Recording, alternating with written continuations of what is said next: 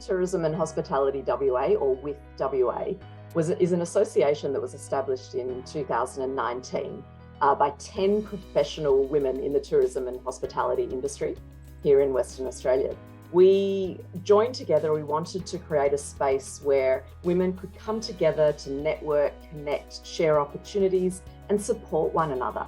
The organisation works to recognise the challenges, but also the opportunities that women face in the sector, and it really advocates for greater balance.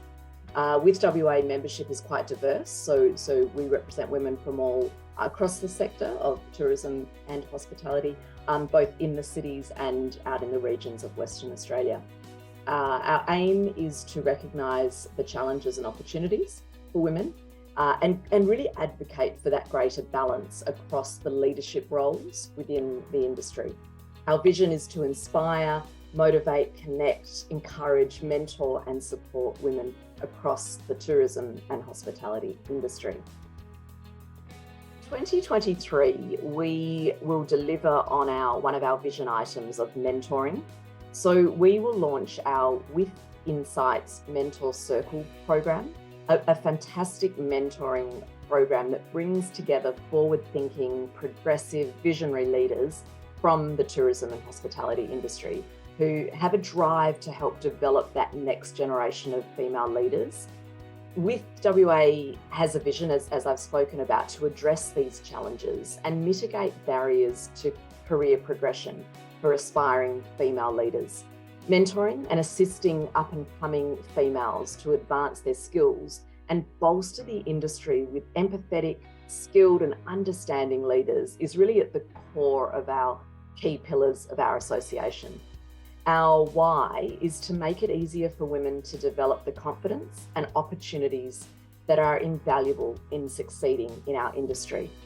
We want our future female leaders to learn the key leadership and life skills that they need to succeed and thrive. This program offers support through demonstrating and teaching the career skills that our future generation need to become resilient and successful. The program enables us to help women in the industry to have the support and the guidance they need to take that next step into leadership. Social innovation to me really speaks about the people.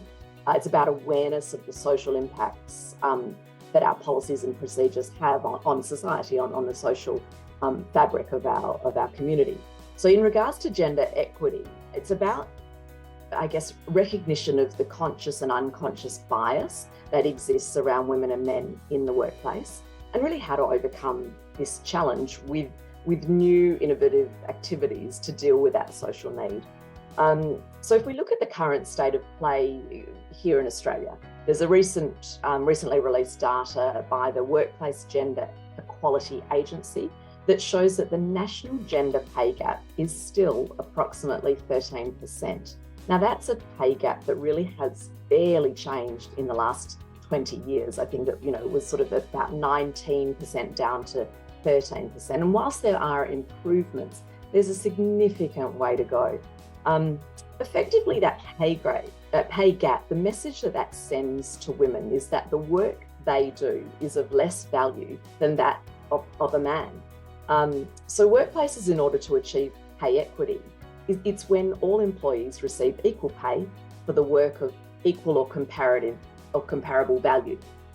It seems absurd that someone would be paid less for work of equal or comparable value in today's world.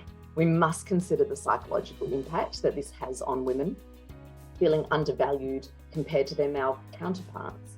So employers must take action to ensure the work of all their employees is valued and that there is pay equity. So by closing that Australia's pay gap, we will improve the lives of Australian women, their families, and the community as a whole. Social innovation is essential. Understanding the challenges and forming solutions that address this social need is critical.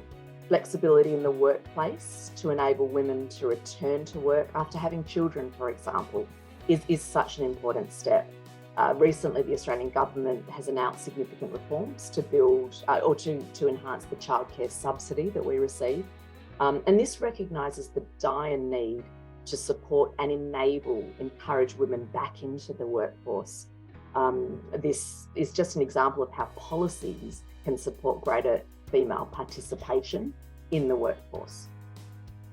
Digital innovation, in my understanding, it really aligns with EQ. So it's the emotional intelligence that organisations need to focus on to improve their workplace. By improving female participation in our industry, in the tourism and hospitality industry specifically, we bolster the industry with empathetic, skilled and innovative leaders. It's really interesting. There's a study by Harvard Business Review that found that women actually rank more highly than men in 12 out of the top 16 leadership qualities, and that includes problem solving, communication skills and innovativeness. My one message is that we are at a time in our industry where we're facing serious workforce shortages. The solution requires a more diverse and experienced workforce. Women are arguably the most untapped resource. Women face unique challenges in their journey to reach leadership roles because their career pathway is not always straightforward. We see many women step away at the same time they reach that mid-career point, or who take periods of time off as they attempt to balance career and family.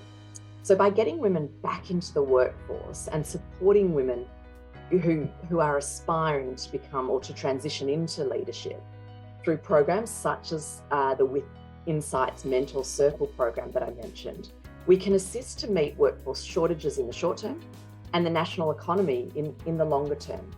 So we strongly believe that having greater female representation in leadership will help to increase female participation in our sector. Ultimately, this will change the lives of women and families.